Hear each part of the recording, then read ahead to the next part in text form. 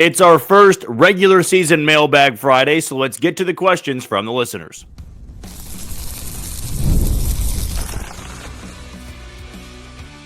You are Locked On Royals, your daily Kansas City Royals podcast. Part of the Locked On Podcast Network, your team every day. You are tuned into another edition of Locked On Royals in the Locked On Podcast Network. As always, I'm your host, Jack Johnson, and you can find us on Twitter or X, whatever you want to call it, at JohnnyJ_15. That's at JOHNYJ_15. And you can find this podcast pretty much wherever you listen to your podcast. That can be Spotify, Apple Podcast, Amazon Music, Google Podcast, Odyssey, and YouTube. Just be sure to hit the follow button and subscribe. Today's show is brought to you by Gametime. Download the Gametime app, create an account, and use code LOCKEDONMLB for $20 off on your first purchase. And for the new listeners out there, always a fun episode to be joining in for because it's completely dedicated to you. Ask me any question about the Royals as long as it's PG. Don't want to get in trouble here. Maybe PG-13. Just know I can't cuss with any of these questions. I'll have to take them out and maybe have to take your entire question out, unfortunately, because I don't want to have to get fired from this podcast. But anything you got on your mind about the Royals, which for today, a lot of people do after the 7-3 loss in extra innings of the Cleveland Guardians. We got about 35 questions to get to today. But I promise you, I will get to every single one and try to give you the best possible answer that I can give you. Well, since we have so many questions to get into, let's not waste any more time and get to question number one. Enzo asks, opening day hurt. Do we know why Q sent Reagans back out just to pull him right away? Why not give Serpa a clean inning or leave Cole out there to figure it out? This is my thing with leaving a starter in too long and maybe pulling him too early. Our reaction to it is simply based off what happened. That's the way it's always going to be. Even if the move works out or maybe you dance around some danger, as long as you get out of it with the lead intact, you say, great move, right? No problems with it. But if you have the move that costs you the lead, it's going to get criticized.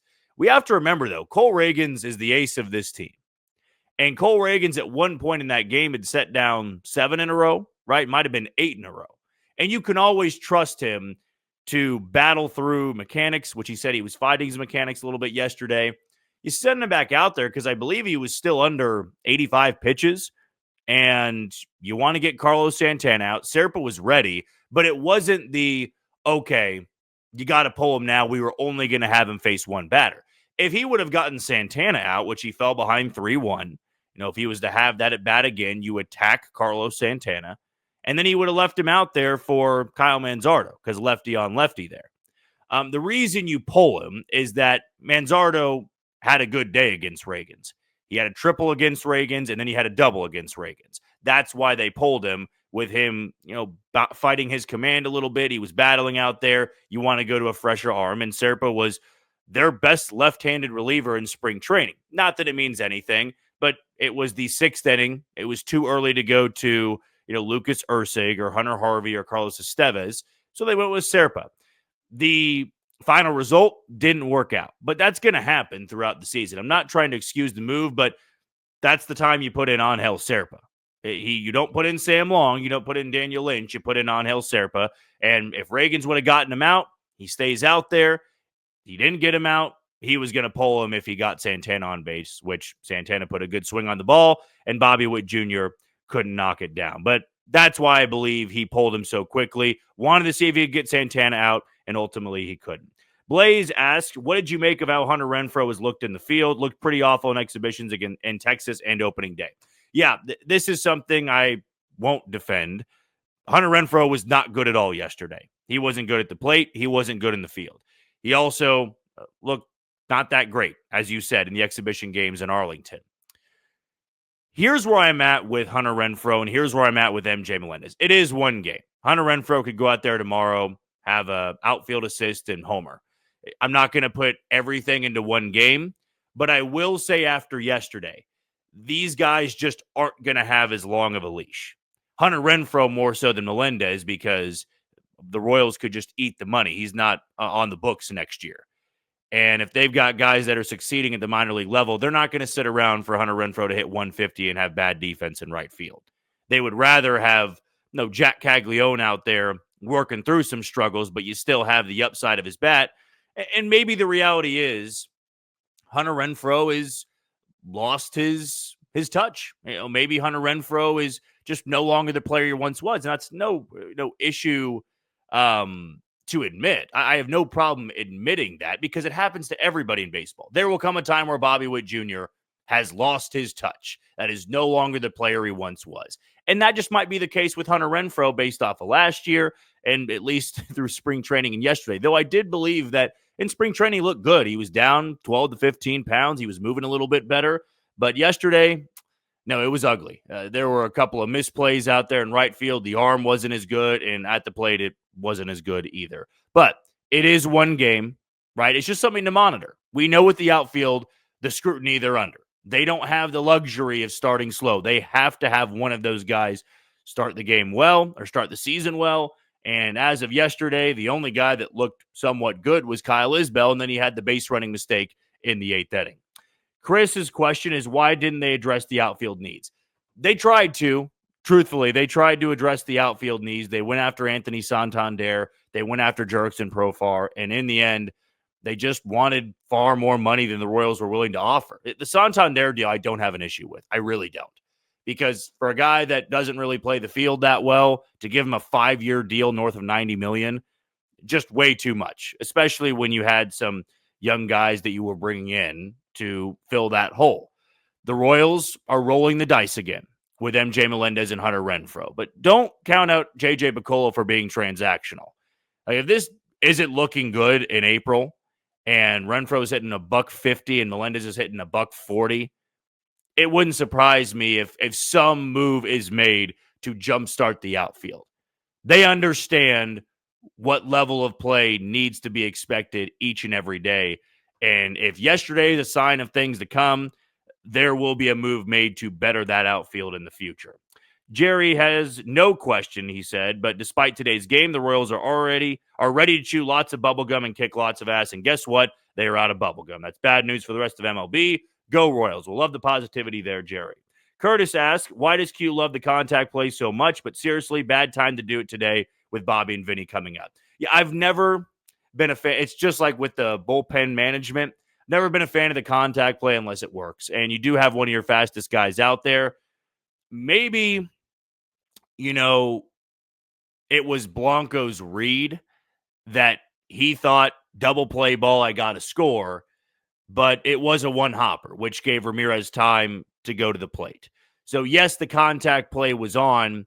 Maybe there was a caveat to it, though, and it was, hey, make sure it's hit slow enough that you can get to home plate. And the last thing you want to do is get doubled off at third where it's a line drive. But he just put his head down and ran. If you were to do it over again, Blanco should have just ran through home plate. He would have been out by a mile, but it gets Isbell to second. It gets India to first, and then you have Bobby Witt Jr. coming up. It all around was terrible. Everybody was to blame there. Coaching staff, base runners, and you tip your cap to Cleveland to being so heads up and taking advantage of a really bad toot bland out there on the bases. Danny asked, do you think Joey Wiemer will be called up soon based on the outfielder's performance? See, I do expect Joey Wiemer to be up at some point this year, but the Royals are not going to overreact to one game. Right? If you want to say based off last year, then yes, you can pull that into this year and you give this outfield about a month and a half. And if it's really bad again for a month and a half, then there's going to have to be someone to answer the question of what are we doing? Right? Who can we replace some of these guys with? But after one game, you just can't. I mean, there's really nothing I can take away about what this team's going to be based off yesterday. And as I said in yesterday's episode, if they would have won 10-0, you guys would have been saying pump the brakes if I said, yeah, this team's going to the World Series. They're going to win it all. It's one game, right? Even if they lose on Saturday, just as they did last year, it doesn't mean you're going to be a terrible team. There are times that you don't really know who your team is or who a player is until June. Now, there's different circumstances. I mean, if Hunter Renfroe struggles in April and May, we know he's probably not going to turn things on. Or if Melendez does it, we probably know he's not going to turn things on. If Vinny's struggling or India's struggling or Bobby's struggling, we know these guys have the track record to turn things on there. So the Royals are not going to overreact there. They did not have a meeting yesterday and say, okay, how can we replace these guys in the outfield?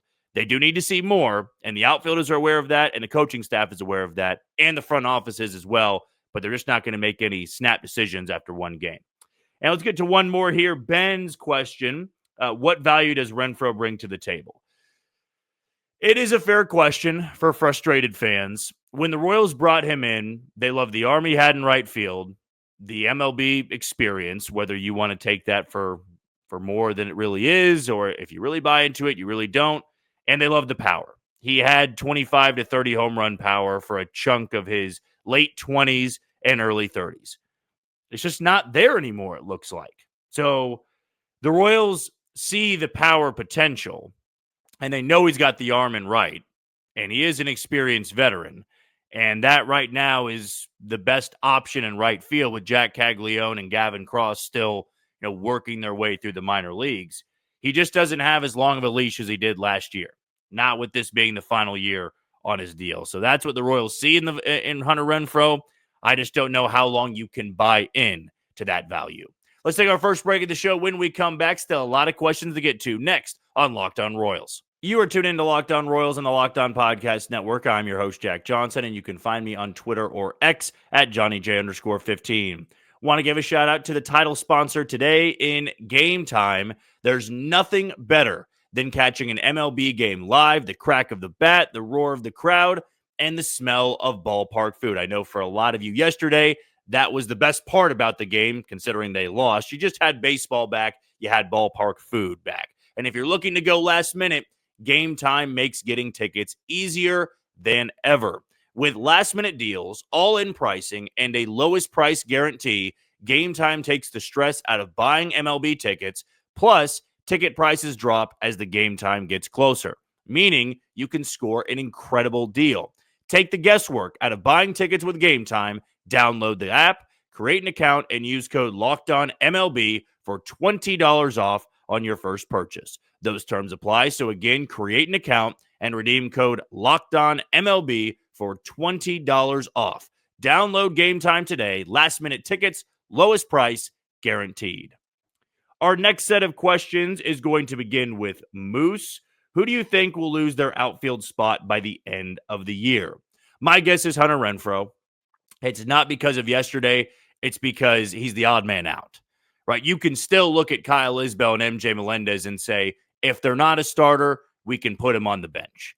They're young. They have years of control. Hunter Renfroe, there is no Hunter Renfroe in Kansas City in 2026. Therefore, if he struggles, they're going to be more willing to just cut bait on the contract. And in fact, if Jack Caglione is ready by June, that would be the roster move I would expect. I'm just guessing here. I have no inside source about that. But if Jack Caglione is ready to come up and play right field, not just because Renfroe's playing right field, I just feel they'd be more willing to cut bait with the guy with 1 year left on his contract. Or even if he didn't have 1 year left on his contract, but he'd struggled back-to-back years, you'd be more willing to move that player for your best prospect. Gary asked, I know it's 1 out of 162, but am I the only one that is incredibly frustrated with Isbell rounding second? You are not. Pretty much everybody is frustrated with Kyle Isbell rounding second, considering he's a good base runner. By every metric and the eye test, Kyle Isbell is a heads-up base runner. Yesterday was an absolute disaster. And I'm going to throw it out there now. I will be so astonished, and I would put a lot of money down. That does not happen for the rest of the year. Having a double play in that spot. Hell, I'll go one step further. At any point in the game, if this was the first inning, I would say that mistake never happens again, where you run into an out on a rundown, you run into another out between second and third, and then you get the guy to second base, but 2 outs on a play where you should have been tying or taking the lead later on in the inning. So, no, you were not the only one frustrated. 100% of the fan base is very frustrated with how that play went down. Carson asks, why not keep Estevez in the game? I'm not a fan of the Sam Long move. Carlos Estevez is still building up his arm a little bit, as you can tell with the velocity. He sits about 97, 98, and he can hit triple digits. Yesterday, he was 94, 95, right? So nothing was too crazy right out of the gate. And look, with your closer, I would say it's not even unique to the Royals. If you are the home team and you put your closer out there and he throws 15 pitches, he doesn't usually run back out for the 10th inning unless he had 6 or 7 pitches out there. And yesterday, it's probably a little bit of they're still ramping things back up. You know, if Carlos Estevez is throwing mid 90s, low 90s, you don't want that out there for a second inning. For Sam Long, it was because Stephen Kwan was leading off the inning. He was a lefty, and you were going to see a lefty later on in that at bat with Kyle Manzardo. It just didn't work out. And I don't have an issue this early on in the season with not putting Estevez out there for another inning. We get to August and September, same situation. Yeah, he's probably going back out there, but not for game 1 of 162. Next one here is coming from Brother Cag. My brother Gar and I went to opening day and had a great time, but I was curious what starting player has the shortest leash this season. You know, I will say Hunter Renfroe for position players, but as for relievers, Sam Long is going to have the shortest leash just because bullpen guys, I mean, if you're struggling mightily, you'll be placed on the IL and maybe we don't see you for the rest of the season, or you get sent down to work through some things. So I would say Sam Long has the shortest leash considering he was on a minor league deal last year. He did strike gold, but if he continues to struggle early on in the season, the Royals have a few lefties down in AAA that can maybe have more upside in Kansas City's bullpen. So I'll go with him, but as for position player, I will say Hunter Renfroe. Tanner asked about Hunter Renfroe. Why is he on the roster? There just wasn't anybody in right field that was good enough in camp to take the spot from him. And also, you know that he's under contract. You know what? I might go back to the previous question. Chris Stratton might take the place of Sam Long. Although Chris Stratton makes more money than Sam Long, he might be the odd man out if he struggles early on. But as for Hunter Renfroe, he's under contract. They felt that last year in that stretch where he got on base at about a 350 clip from early May to like early June, about a month span, but they could maybe capture that if he was healthy for the entire year. He was down 12 to 15 pounds in the offseason. He was in better shape. It is one game. Let's see what it looks like after the first month of the season. If he's hitting sub 200, then you can't ask that question again about why is he still on the roster. Jeff's question, does Salvi get to 300 home runs this season? Well, Salvi, I believe, is at what, like 270 something, I feel like. So Salvi's career home run total is, pulling up Baseball Reference here on the fly, 273. He's got to hit 27. It's a very good question because he hit 27 last year. I'm going to go, yes. I'm going to go that he probably gets 27 or 28 again. He's still got a ton of power. He's got a ton of pop, and I do believe he'll DH a little bit more, play first base more, and he'll get about 140, 145 games this year. That's more than enough time to get you 27 to 28 home runs. So I'll stay on the optimistic side here and say, yes, Salvi does get 300 home runs. Jambo's question, Kevin Biggio, why is he on the team? You know, I saw this yesterday. I don't know what Kevin Biggio did to upset fans. He was 0 for 2 and had a very important walk in that 8th inning that they had the base running disaster. He came back from 0-2 and walked against Gaddis, and he was fine over there at first base. Like I've seen these comments about, you know, there's this media crush on Kevin Biggio. It's a good story. Yeah, I believe it's a good story because he was a minor league deal guy. I don't care if it was Kevin Biggio or somebody else. Minor league deal guys making the roster and starting on opening day is a cool deal. And it wasn't to bench somebody up. Kevin Biggio wouldn't have been playing first base if Vinny was 100% ready to go to play the field. Because Vinny DH'd, they went to who the starter on the mound was, which was Ben Lively, a righty. They are going to move forward with probably Mark Canha platooning against lefties because he crushes them, and Kevin Biggio facing righties. So you have that platoon with Biggio and Canha. As long as Vinny's DHing, that's how first base is going to be handled. They will put Biggio in there against right-handed pitchers over at first base. Tomorrow it's Gavin Williams. I would expect him to play first base if Vinny's still DHing. Against a lefty, then I think Mark Canha will be over there. But Kevin Biggio's not going to be playing every single day. And he made the roster because he was good enough in camp. I know he hit sub 200, but he got on base at like a 450 clip. And the other guys in camp, they just didn't do enough. If you were clamoring for someone else to start, I mean, Michael Garcia could have, but they went with MJ Melendez because there was a righty on the mound. They wanted an extra lefty bat in the outfield, and Jonathan India played third. But Biggio was in there because Vinny was DHing. That's the only reason he was. But I don't understand this outrage about Kevin Biggio. He got on base yesterday, which he did more than a few of the other guys in the lineup that we weren't criticizing as much yesterday. Let's get to one more here from Brad. How can the Royals justify playing Renfroe in right field unless he's mashing? I sat in the right field corner on opening day, and the routes he took looked even worse from there than you're seeing on TV. They will justify it until they just can't justify it anymore. That's maybe not the answer you want to hear, but truthfully, if he's hitting 160 at the end of April, they're going to start looking around for other options, in my opinion. If he gets up to 230, 240, he'll stick around. If he's got the power there, you make a great point. If he's not showing the power, he's not good enough defensively to stick as an everyday player. And maybe he won't be an everyday player. But we'll see how the Royals handle it coming up on Saturday. They have the off day today, and then they'll send Seth Lugo to the mound tomorrow against Gavin Williams. All right, let's take our final break of the show. When we come back, we will wrap it up with our final set of questions next on Locked On Royals. You are tuned in to Locked On Royals and the Locked On Podcast Network. I'm your host, Jack Johnson, and you can find me on Twitter or X at JohnnyJ_15. Want to give a shout out to our final sponsor in PrizePicks. Baseball is in full swing, as we know, and there's no better way to get in on the action than with PrizePicks, the best place for daily fantasy sports. With PrizePicks, you pick more or less on at least 2 player projections, and if you're right, you can win up to 1,000 times your cash, whether it's strikeouts, RBIs, or first inning runs. PrizePicks keeps every game exciting. So download the app today and use code LOCKEDONMLB to get $50 instantly after you play your first $5 lineup. That's code LOCKEDONMLB, LOCKEDONMLB, for $50 instantly after you play your first $5 lineup. So again, download that app and get started with PrizePicks today. Our final set of questions is going to begin with Drew. Do we have a certified closer, or is Ursig and Estevez going to share the role?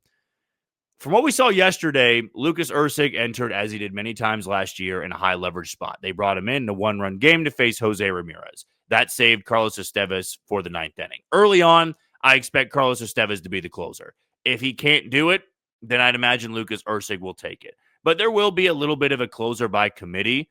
I just feel that the best role for Ursig is as the fireman, and Estevez, who has more closing experience, will be the closer.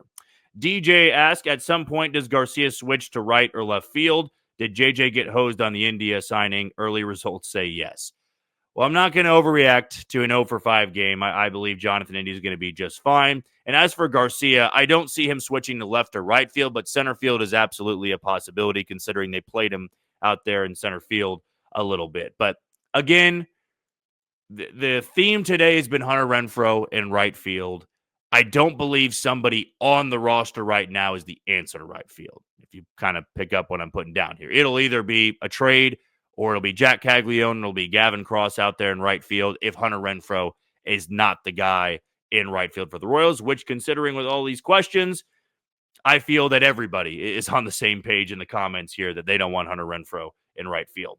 Kurt asked which pitcher would be the best batter and which fielder would be the best pitcher. Also, if the pitchers had to play the fielders in a theoretical inter-squad game, who would win? Okay, so which pitcher would be the best batter? I will go with Lucas Ursig. He used to be a position player, so that one's easy for me. Which fielder would be the best pitcher?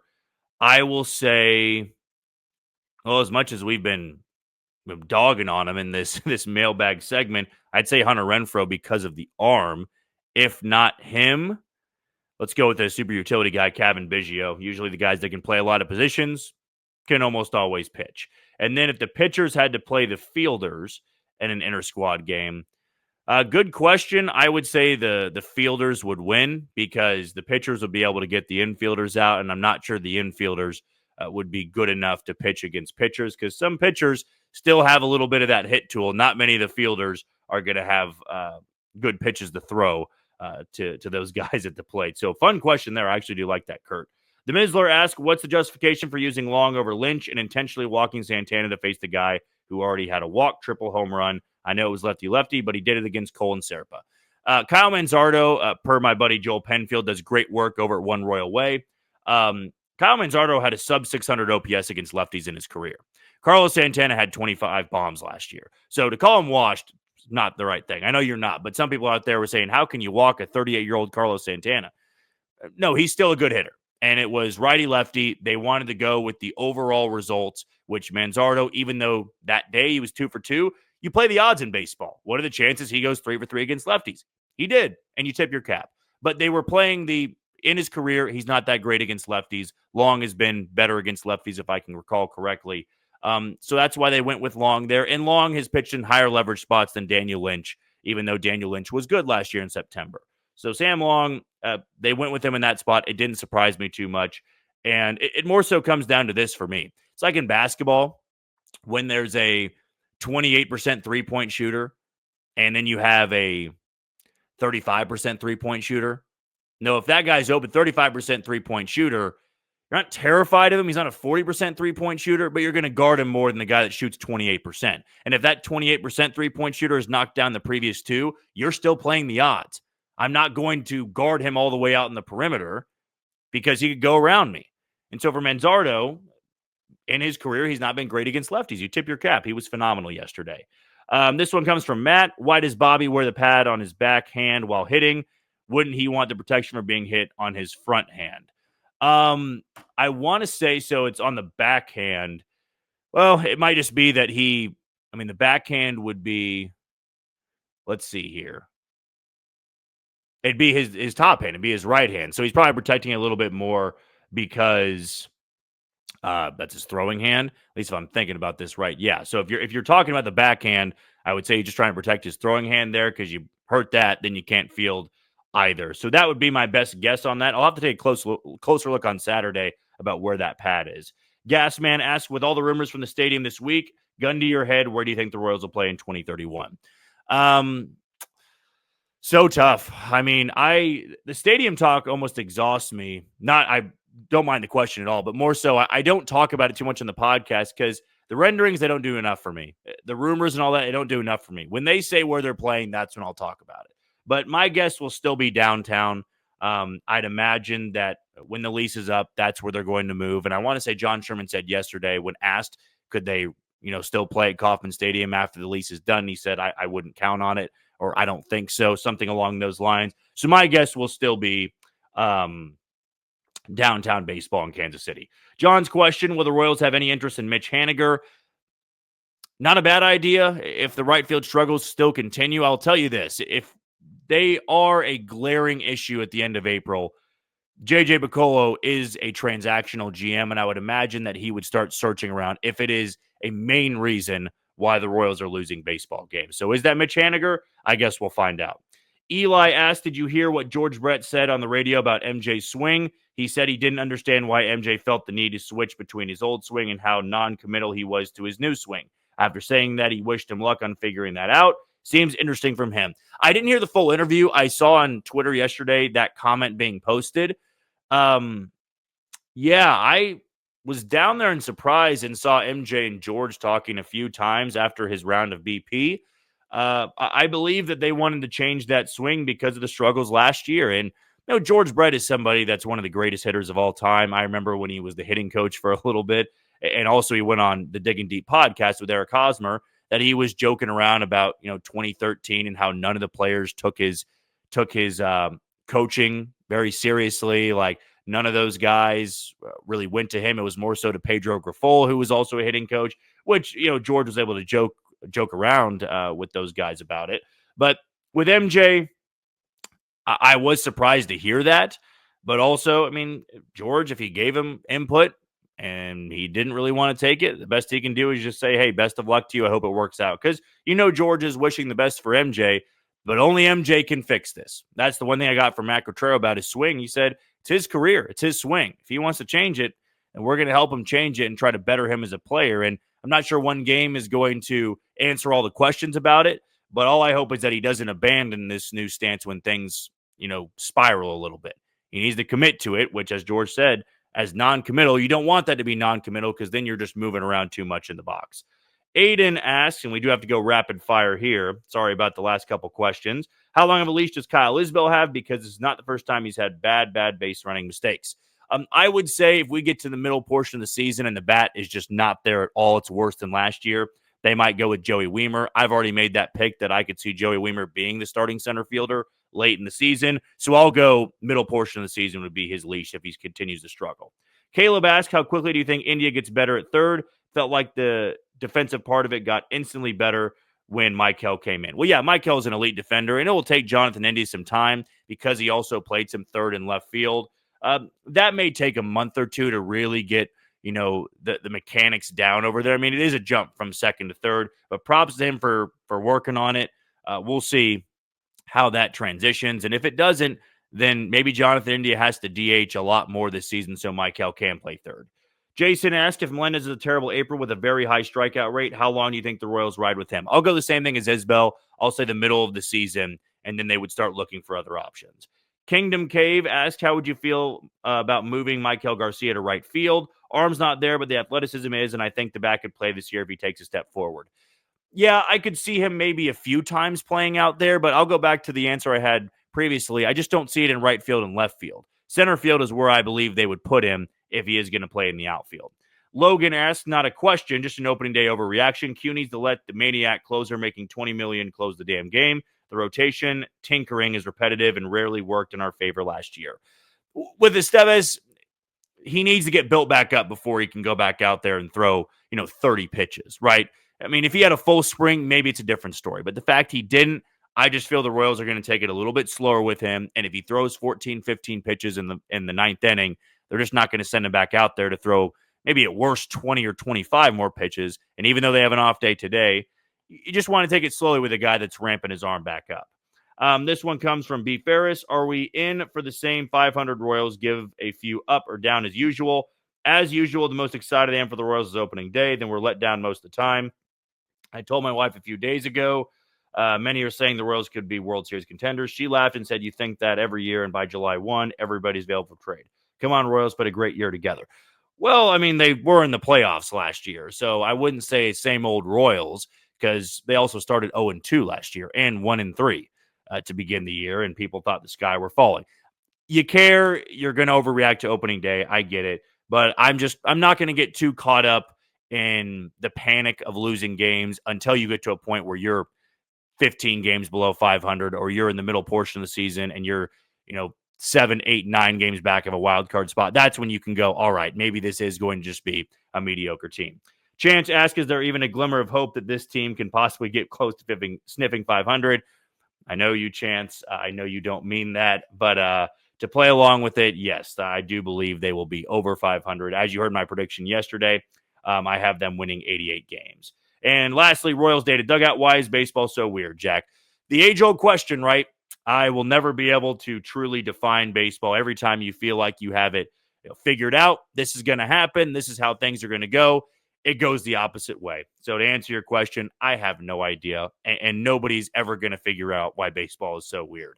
All right, that'll do it for our first regular season edition of a Mailbag Friday. I've been your host, Jack Johnson. Thank you for listening along, and thank you for making Locked On Royals your first listen today.